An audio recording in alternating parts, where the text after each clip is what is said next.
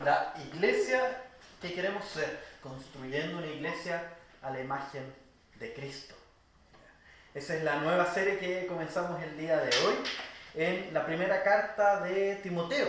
Así que los invito a abrir sus Biblias en la primera carta a Timoteo.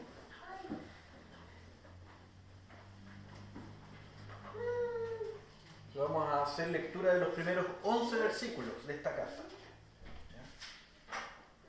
Dice así: Pablo, apóstol de Jesucristo. Muchas gracias. Apóstol de Jesucristo, por mandato de Dios nuestro Salvador y del Señor Jesucristo nuestra esperanza. A Timoteo, verdadero hijo en la fe, gracia, misericordia y paz de Dios nuestro Padre y de Cristo Jesús nuestro Señor. Como te rogué que quedases en Éfeso cuando fui a Macedonia, para que mandases a algunos que no enseñen diferente doctrina, ni presten atención a fábulas y genealogías interminables que acarrean disputas más bien que edificación de Dios que es por fe. Así te encargo ahora, pues el propósito de este mandamiento es el amor nacido de corazón limpio y de buena conciencia y de fe no fingida, de las cuales cosas, desviándose algunos, se apartaron a vana palabrería, queriendo ser doctores de la ley, sin entender ni lo que hablan ni lo que afirman. Pero sabemos que la ley es buena si uno la usa legítimamente, conociendo esto, que la ley no fue dada para el justo, sino para los transgresores y desobedientes, para los impíos y pecadores, para los irreverentes y profanos, para los parricidas y matricidas, para los homicidas, para los fornicarios, para los sodomitas, para los secuestradores, para los mentirosos y pérjuros, y para cuanto se oponga a la sana doctrina, según el glorioso evangelio del Dios bendito, que a mí me ha sido encomendado. Oremos una vez más para que Dios nos guíe en este momento. Amado Padre Celestial, vamos delante de ti, Señor, rogando que tú nos guíes, nos ayudes a ser conformados a tu imagen, Señor. Ayúdanos, oh Padre, a que en este momento, oh Dios, podamos indagar en tu palabra y que nuestro corazón sea transformado. Podamos, oh Dios, como iglesia ser formada a tu imagen, Señor. Que como iglesia podamos ser construidos, oh Padre, como tú quieres que crezcamos, Señor. Por favor, Dios, sé tú guiándonos en esta hora, dándonos humildad de corazón para ser confrontados por tu palabra. En el nombre de Cristo Jesús oramos. Amén. Esta carta de Pablo es bien interesante, bueno, al igual que todos los libros de la Biblia, pero es bien interesante porque uno de los casos de iglesia de los cuales tenemos más conocimiento en la Biblia es el caso de la iglesia de Éfeso. Nosotros tenemos en el libro de los Hechos los primeros pasos de esta iglesia, tenemos el nacimiento de esta iglesia en el libro de los Hechos, especialmente Hechos 19, en torno a esos capítulos. Y después más adelante, luego del nacimiento de la iglesia, vemos los primeros problemas, las primeras dificultades que esta iglesia enfrenta en la carta a los Efesios, del mismo apóstol Pablo, donde el apóstol Pablo los invita a precisamente acercarse los unos a los otros, donde al parecer todo indica que habían algunas divisiones dentro de esta iglesia. Y para enfrentar posteriormente esas divisiones, nosotros tenemos las cartas a Timoteo. Para enfrentar esos problemas que nosotros vemos en la carta a los Efesios, nosotros después nos damos cuenta que Timoteo es enviado a esta iglesia como un joven pastor. Y es aquí donde nosotros tenemos las instrucciones de Pablo a Timoteo, cómo enfrentar los problemas que había en la iglesia de Éfeso. Especialmente relacionados con este tema de la unidad. ¿Ya?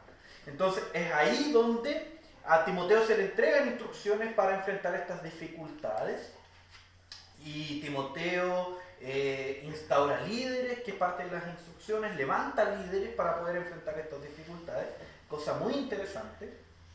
Porque básicamente uno dice, para solucionar el problema de la unidad tenemos que hacer actividades de comunión, unirlos a todos. Que sí, está bien, pero al parecer no es la mejor herramienta. Para Timoteo, la mejor herramienta para enfrentar ese problema es establecer líderes santos. Levantar líderes santos. ¿Sí? Ya es un principio que más adelante vamos a ir notando con mayor cuidado. Y no solo eso, sino que también tenemos una segunda carta a Timoteo, también que estaba pastoreando Éfeso. Y más adelante, como si eso no fuera suficiente, esta iglesia logró superar algunos problemas, otros no. Y después nosotros tenemos las cartas de Pedro. Las cartas de Pedro son las cartas de Juan. Las cartas de Juan son cartas generales, son para todas las iglesias. Pero son escritas desde Éfeso. Él estaba pastoreando la iglesia de Éfeso cuando él escribe esas cartas. Entonces, usted puede decir, ya, pero ¿qué tiene que ver con Éfeso? Le está escribiendo otras cosas. Bueno, imagínense que yo escribo una carta para algún pastor de Santiago, desde acá, desde Coronel, donde conozco esta iglesia de Coronel, y le digo, mira, ¿sabes qué? Nosotros en Coronel estamos teniendo esta dificultad. Ten cuidado con eso. Entonces, generalmente, cuando nosotros damos consejos, los hacemos desde el lugar donde nosotros estamos. Eso es natural, desde nuestra propia experiencia. ¿Ya? Entonces, por eso las cartas de Juan están muy relacionadas con eso. Y por último, como si no fuera suficiente, tenemos una carta de Cristo a la iglesia de Éfeso en el libro de Apocalipsis. Apocalipsis capítulo 2. Los primeros 7 versículos del capítulo 2 son precisamente instrucciones a la iglesia de Éfeso desde la propia boca de nuestro Señor Jesucristo.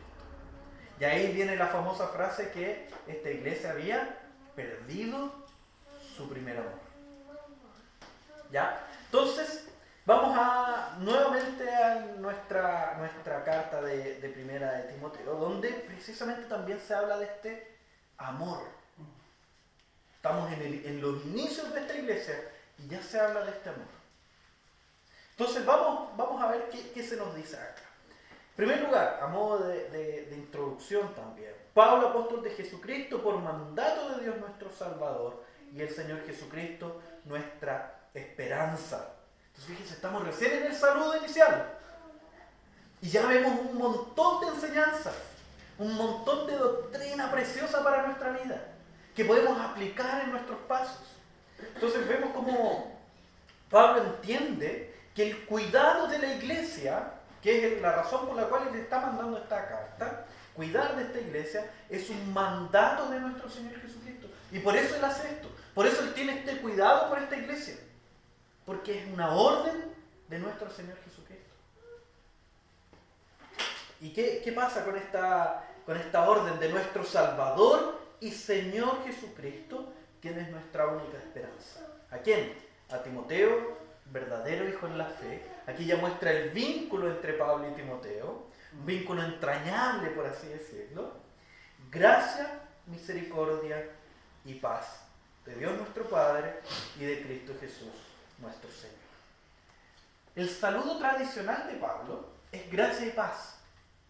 Unas cosas que uno debe ver cuando está leyendo las Escrituras, una de las cosas que debe ver es cuando alguien hace siempre lo mismo y de repente cambia.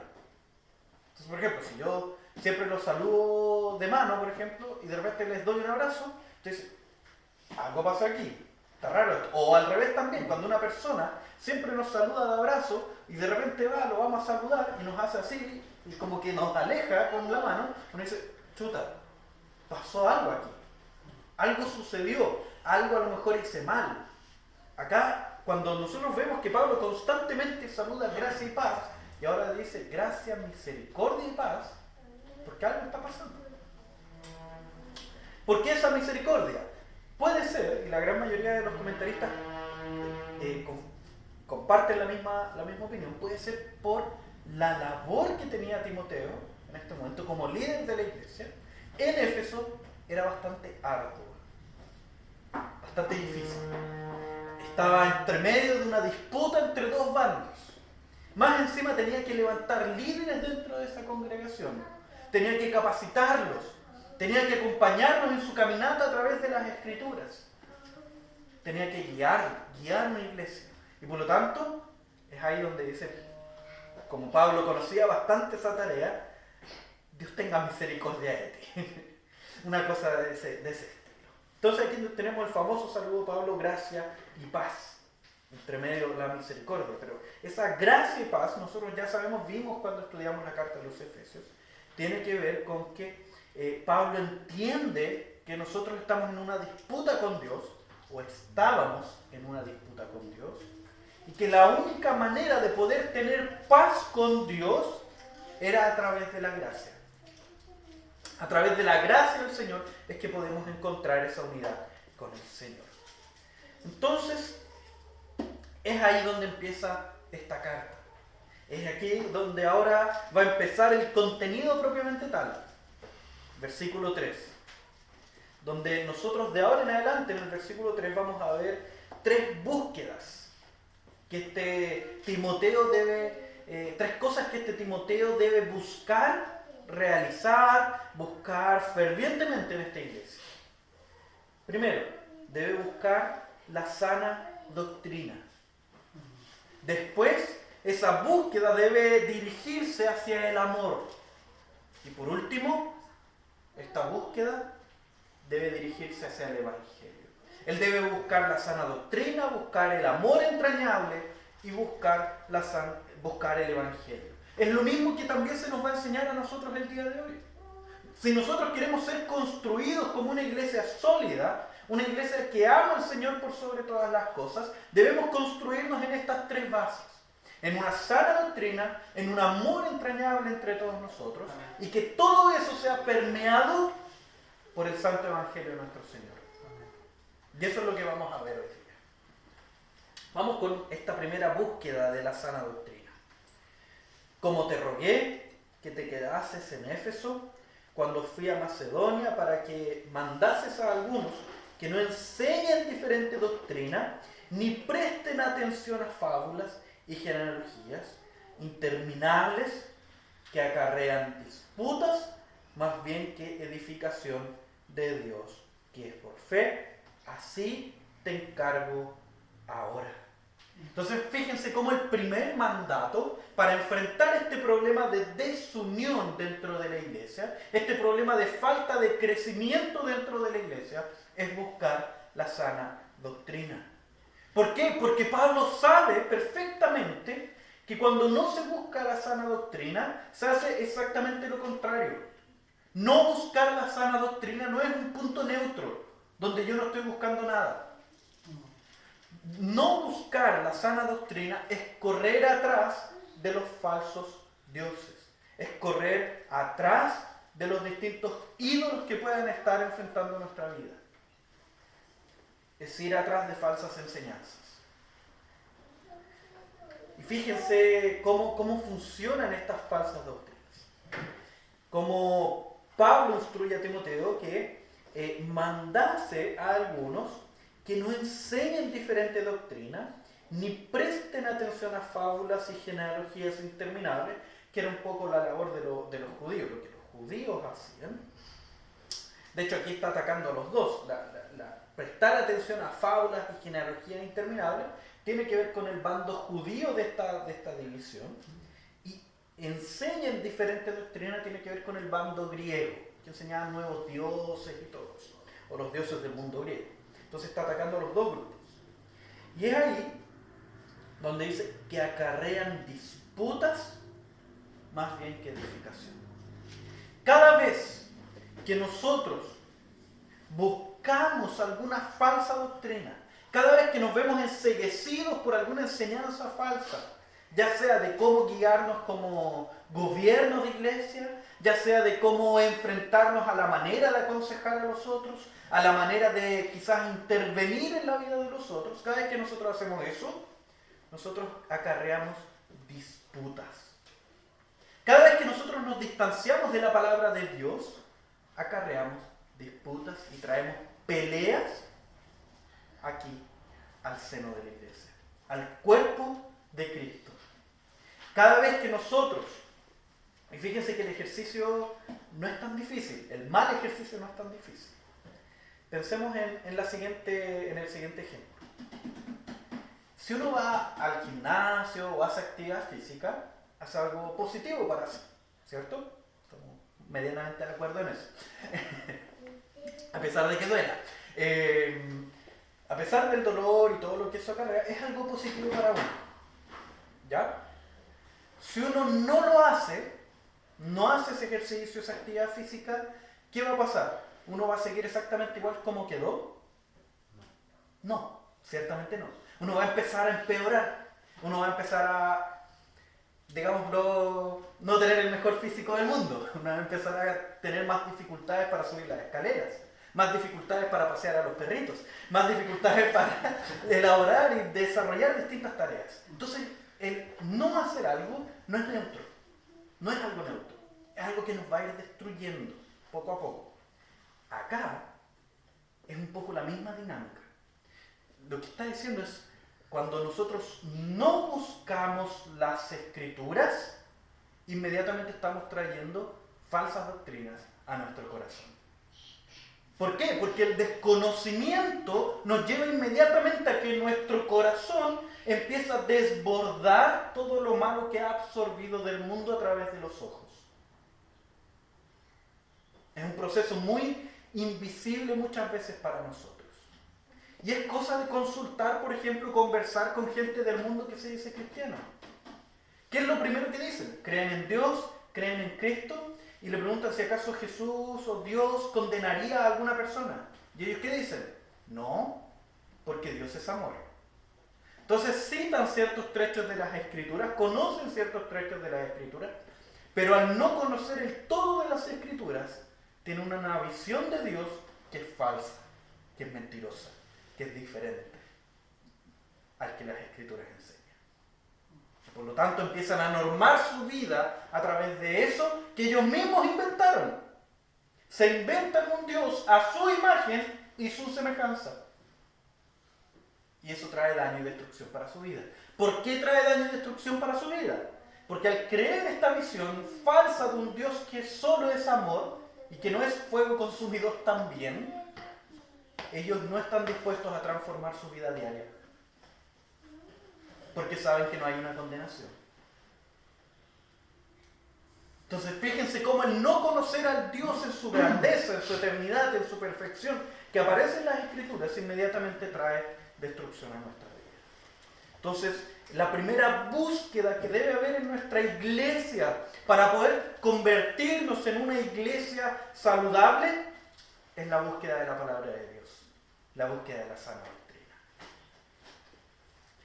Y después de buscar esta sana doctrina, o mientras buscamos esta sana doctrina, también hay que buscar otro elemento, que es el amor. Fíjense, pues, el propósito de este mandamiento, ¿qué mandamiento? Que busquen la sana doctrina. El propósito de buscar la sana doctrina es el amor nacido de corazón limpio. Uno puede decir, muchas veces cuestionar a la gente, a nuestra iglesia, incluso por buscar tanto en las Escrituras, como que nos faltara amor. Pero eso quizás sea porque no conocemos lo que es el amor a la luz de las Escrituras. El amor no es solo andar abrazando y tener ciertas palabras con la otra persona, sino que también es el buscar que el otro sea formado a la imagen de Dios. Que cada uno de nosotros busque que los otros seamos formados a la imagen de Dios, a la imagen de Cristo. Entonces el propósito de buscar esta sana doctrina tiene que ver con un amor los unos por los otros. ¿Por qué? Porque voy a estar viviendo esta sana doctrina en mi día a día, en mis relaciones con mi pareja o mi esposa en el caso de las mujeres, en mis relaciones interpersonales en el trabajo, en mis relaciones interpersonales en la escuela para el caso de los niños. En la medida que uno busca vivir las Escrituras, vivir en conformidad a esta sana doctrina, va a llevar vida a aquellos lugares por donde nosotros andamos. Así como no vivir esta sana doctrina acarrea división, muerte.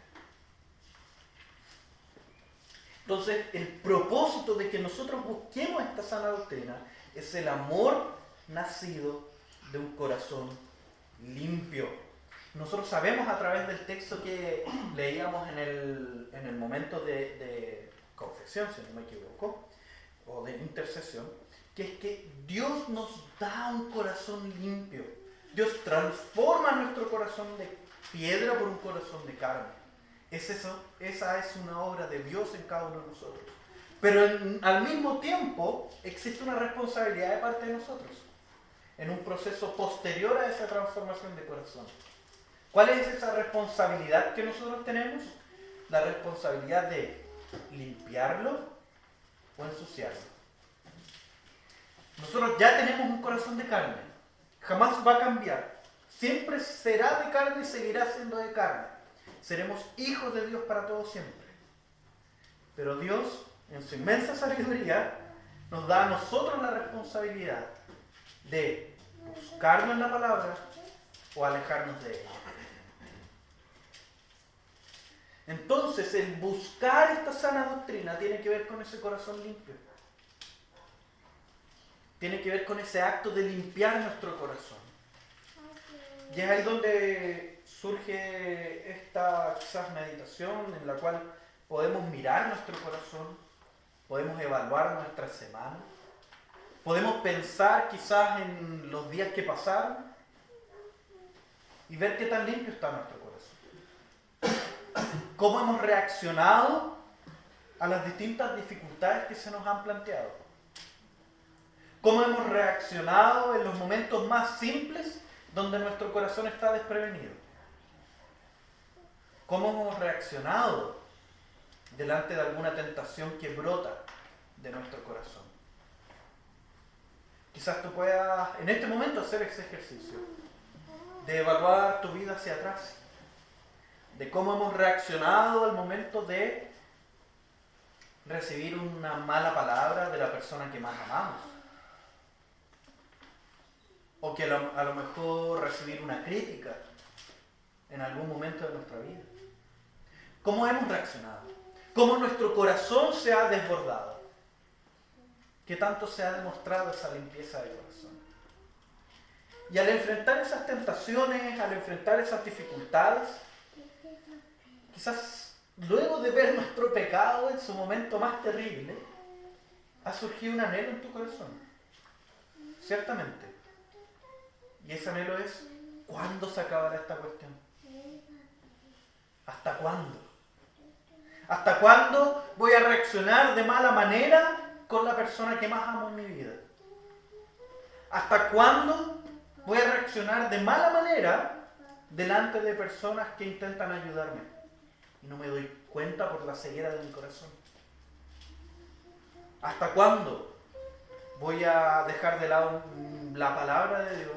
La Biblia que atesoro tanto, pero que la atesoro tanto que la tengo guardada y no la leo. ¿Hasta cuándo voy a dejar de distanciarme de Dios en el momento de oración? Haciendo oraciones falsas que no pasan del techo. Muchas veces esos momentos pasan por nuestro corazón, en los cuales nos sentimos distantes de Dios. Y es precisamente por eso. Porque hemos permitido que nuestro corazón se llene de los rudimentos del mundo. Se llene de las suciedades de la cultura de este mundo. Y nuestro deber en este momento es no solo mirar hacia atrás, sino que también empezar a tomar acción hacia adelante. Y empezar a limpiar nuestro corazón. Empezar a permitir que el Espíritu Santo actúe en su grandeza en nuestro corazón. A través de la búsqueda de la palabra, a través de la comunión los unos con los otros, a través del entonar cantos a nuestro Dios, a través de agradecer a nuestro Dios todos los momentos de nuestra vida. Y así acercarnos y abrazar la maravillosa obra de nuestro Dios. Un amor nacido de corazón limpio, de buena conciencia y de fe no fingida. De buena conciencia y de fe no fingida. Entonces fíjense cómo aquí camina en la dirección, que se va a mostrar después más claramente, pero demostrar, y eso va en el punto del 8 al 11 va a estar más claro, pero ya vamos a llegar allá, demostrar cómo muchas veces nosotros podemos querer hacer cosas, comillas, buenas, con malas intenciones. Por eso, buena conciencia y fe no fingida. Voy a poner un ejemplo.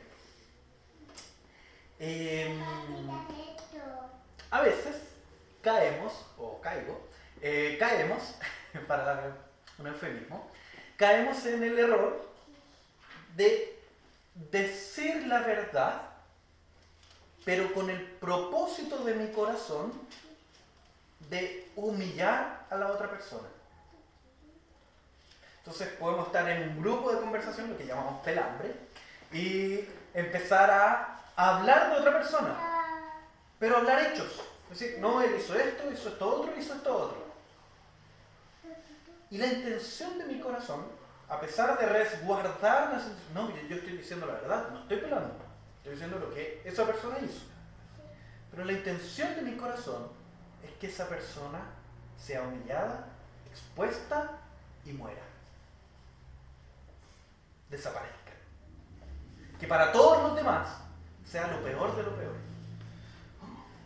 Y hacemos eso, medianamente naturalmente. Es así como nosotros avanzamos precisamente en esta dirección de tener una fe fingida. Donde decimos estas cosas malas para quizás traer juicio, para decir como no, que se arrepienta y todo lo demás, pero siendo una fe fingida. Una fe mentirosa, diciendo verdad, pero en nuestro corazón anhelando destrucción. De las cuales cosas, desviándose algunos, se apartaron a la vana palabrería, queriendo ser doctores de la ley, sin entender ni lo que hablan, ni lo que afirman. Es ahí donde viene el cuidado. El cuidado porque nuestras obras se pueden transformar precisamente en eso, vana palabrería. Y esa palabra vana es muy semejante a la que se utiliza en Proverbios y Eclesiastés para decir algo que se esfuma. Nuestras vidas, al momento de nosotros alejarnos de este amor para con los otros, de esta sana doctrina, se pueden transformar en vidas que se desvanecen, que no impactan a nadie.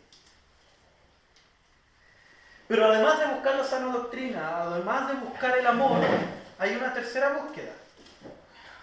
¿Cuál es esa tercera búsqueda? Versículos 8 en adelante. Dice así: pero sabemos que la ley es buena si uno la usa legítimamente. Entonces fíjense cómo está hablando precisamente de este acto de utilizar la ley a beneficios propios. Utilizar la ley precisamente no como que ella transforme mi corazón, sino que nosotros transformando las situaciones para la conveniencia. Ley es buena si uno la usa legítimamente. Conociendo esto, que la ley no fue dada para el justo, sino para los transgresores y desobedientes. Entonces fíjense cómo nuevamente ahora apunta en otra dirección. Apunta en la dirección de la bondad de la ley dada. La ley es buena. Nosotros podemos decir, o el mundo puede decir, ya, pero la Biblia está llena de leyes y reglas y todo eso. Y ha surgido un grupo que dice, no. La Biblia no es eso. La Biblia no está llena de reglas y todo eso para cumplir, sino que la Biblia es puro amor. No es así. Hay reglas que cumplir, o sea, están los 10 mandamientos. Seríamos ciegos si negáramos eso. Que la Biblia sí tiene reglas y estatutos. Sería ridículo negar eso. Pero estas reglas y estatutos, estos mandamientos, son para nuestro bien. Son para nuestra libertad. Piensen en este ejemplo, que el Pastor Diego lo utiliza mucho. Y a mí me gusta mucho también. Un tren es más libre en las líneas de este tren, o es más libre suelto sin andar en estas líneas. ¿Dónde es más libre un tren? ¿En su carril o en la calle? En la calle no puede avanzar. En la calle no puede ir para adelante, para atrás o para los lados. Es en las líneas férreas es donde este tren puede avanzar a la velocidad que estime conveniente. Es en estas líneas donde el tren es completamente libre. ¿Y por qué ocurre eso dentro de las Escrituras, dentro del mundo de Dios? Precisamente por eso. Porque este mundo es el mundo de Dios. Él lo creó. Y Él nos está mostrando el manual de usuario de este mundo a través de su palabra. Es ahí donde nosotros vamos a poder disfrutar por medio de su palabra de toda la plenitud de este mundo. Porque en él, en esta palabra, aparece cómo debemos vivir aquí.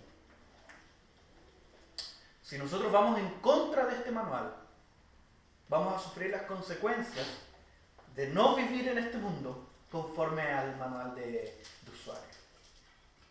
Así como un ejemplo que uso mucho, que me pasó cuando era niño, que se me ocurrió la brillante idea de meter en un microondas un plato con borde metálico. A los segundos empezó a explotar todo y me llevó más o menos lo mismo que le está pasando a la Noé ahí. Un reto gigantesco. ¿Por qué? ¿Por qué cometí ese error? Porque no leí el manual de usuario. Entonces no pudimos disfrutar con mi familia del microondas recién comprado por culpa de no leer el manual de usuario. Y va a pasar lo mismo en este mundo si nosotros vivimos en él, en el mundo que Dios creó, sin leer las instrucciones que Dios nos ha dado, para vivir en su mundo. Entonces esta ley es buena. Y fíjense que ha sido dada para transgresores y desobedientes, para impíos y pecadores, para los irreverentes y profanos, para los parricidas y matricidas, para los homicidas. Fíjense el tamaño de los pecados que nombran.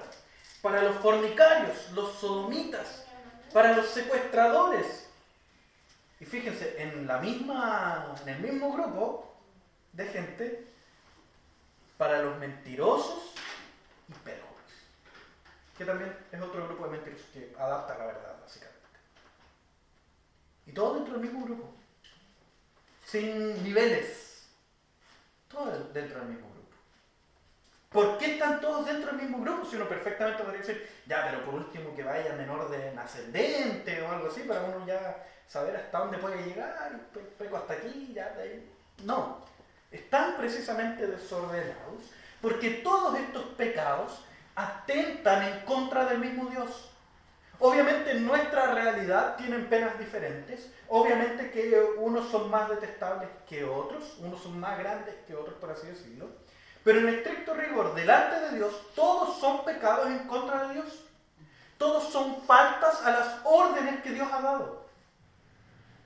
Todos estos atentan contra el reinado de Dios. Al momento de pecar, lo que uno hace es despreciar a Dios como legislador. Y uno posicionarse en el lugar de legislador, en la silla de juez. Y todo esto, precisamente, ¿y para cuánto se oponga a la sana doctrina? Nuevamente volvemos al mismo elemento, la sana doctrina. Esta sana doctrina que se vive en el amor los unos por los otros, nos libra precisamente de estos males. Nos libra de cada uno de estos pecados que pueden estar atentando en contra de nuestro corazón. A lo mejor tú puedes estar diciendo, ya, pero yo no voy a matar a mis papás, a pesar de que ganas no falten a veces. Yo no voy a hacer eso. No voy a matar a mis papás, porque se involucren a lo mejor en esta vida matrimonial y todo lo demás. No lo voy a hacer. Jamás voy a hacerlo. Porque los amo y todo lo demás. Pero una que otra mentira a veces sí se nos escapa de nuestra boca. Y también estamos atentando del mismo legislador. Atentando en contra del mismo legislador. Y eso se opone a la sana doctrina. Y si se opone a la sana doctrina, trae mal a nuestra vida. Trae heridas al corazón que nos rodea, a los corazones que nos rodean. trae tropiezos a nuestro caminar. Y todo esto, según el glorioso Evangelio del Dios bendito, que a mí me ha sido encomendado. Entonces, ¿por qué es buena esta ley? Porque esta ley habla de Cristo. Porque toda la ley del Antiguo Testamento apunta a la gloriosa obra de Cristo, a la gloriosa obra del Evangelio. ¿Por qué, por ejemplo, en Levítico 15, si usted puede ir a las Escrituras para que me crea, por qué entonces en Levítico 15 nosotros tenemos una ley tan extraña, o nos encontramos con una ley tan extraña, que se llama impurezas físicas, o también denominada leyes de flujo, que hace referencia al flujo masculino, flujo seminal, y al flujo femenino, la menstruación. Y cómo estos flujos traen impureza para la vida. Y estas impurezas hacían con que la persona que tenía cierto contacto con cualquiera de estos dos flujos no podía ir al templo, no podía adorar, tenía que purificarse de una determinada manera. Si ella se purificaba con ciertos paños o ciertas prendas, esas prendas tenían que ser purificadas, pasar un determinado tiempo, determinados días, y unos cuidados que usted después puede leer, que son gigantescos. ¿Por qué está esa ley ahí? Porque vino un día un hombre que estaba caminando entre la multitud y su manto fue tocado por una mujer que sufría de flujo constante. ¿Qué pasaba con esa mujer? ¿Cuál era la realidad de esa mujer? Por esa ley, ella no tenía acceso al templo. Ella no tenía acceso a adorar a Dios, a que sus pecados fuesen perdonados. Ella no tenía comunión con Dios por un simple ritual.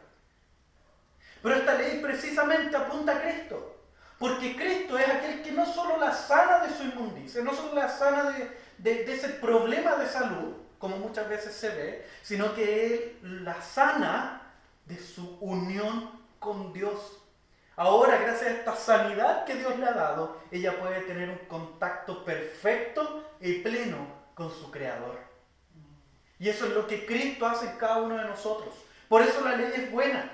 La ley es buena porque apunta a Cristo. Quizás si nosotros leemos Levítico y cada una de las leyes que ahí aparecen, quizás vamos a ver que hemos caído en muchas de ellas. Especialmente si leemos los 10 mandamientos. ¿Cuántas veces hemos deshonrado a nuestros padres? ¿Cuántas veces deshonramos a nuestros padres en nuestra juventud? ¿Cuántas veces hemos mentido a las personas que están a nuestro alrededor para no quedar tan mal? ¿Cuántas veces hemos fallado al Dios Altísimo, haciéndonos a nosotros mismos legisladores? Pero aún así, todas esas leyes fueron cumplidas por Cristo, por quien apuntan a esas leyes, por aquel que es mayor que todas esas leyes. Y Él ha dado vida a cada uno de nosotros. Es por eso que nuestra tercera búsqueda debe ser precisamente el Santo Evangelio de Dios. Porque si buscamos el amor sin Evangelio, va a ser un amor vacío, como el amor que puede tener cualquier persona del mundo. Si nosotros buscamos la sana doctrina sin el Evangelio, no va a ser sana. Va a ser buena doctrina, utilizada para el mal, utilizada para manipular, utilizada para usar a otros, utilizada para humillar a otros. Entonces, toda búsqueda que nosotros debemos hacer para ser una iglesia saludable, además de la búsqueda de la sana doctrina, además de la búsqueda del amor, la búsqueda principal que debe estar en el seno de nuestro corazón, en la parte más profunda de cada uno de nosotros, debe ser la búsqueda por el Santo Evangelio de Dios. Y ese es mi anhelo, y ciertamente sé que es el anhelo de cada uno de ustedes. Que nosotros como iglesia podamos buscar primeramente el reino de Dios, podamos buscar primeramente el Evangelio de Cristo. Los invito a orar para que esa sea nuestra